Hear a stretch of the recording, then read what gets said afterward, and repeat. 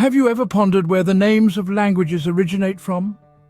It's a fascinating journey that takes us back to the dawn of civilization. Let's start with some of the most ancient languages in the world: Sumerian, Egyptian, and Sanskrit.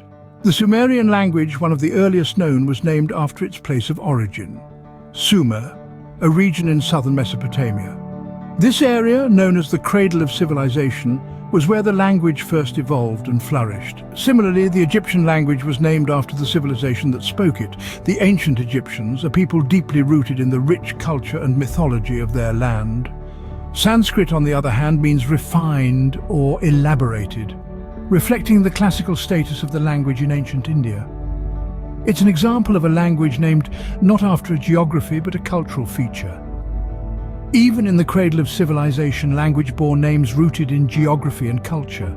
As we move into the Middle Ages, language names continue to evolve. This era saw the prominence of languages such as Old Norse, Old English, and Latin.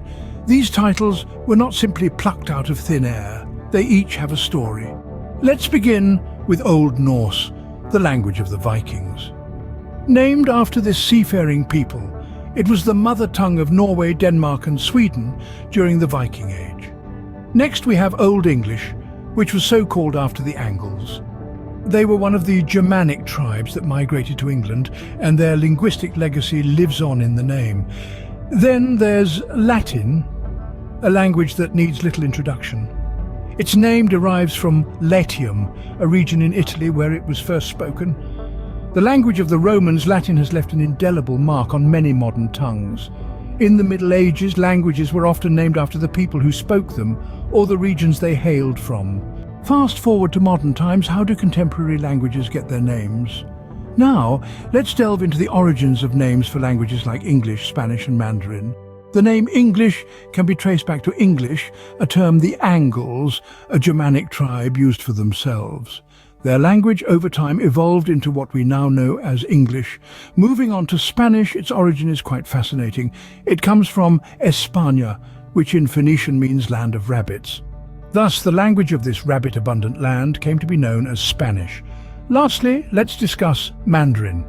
This name has its roots in the Portuguese term mandarim, meaning minister.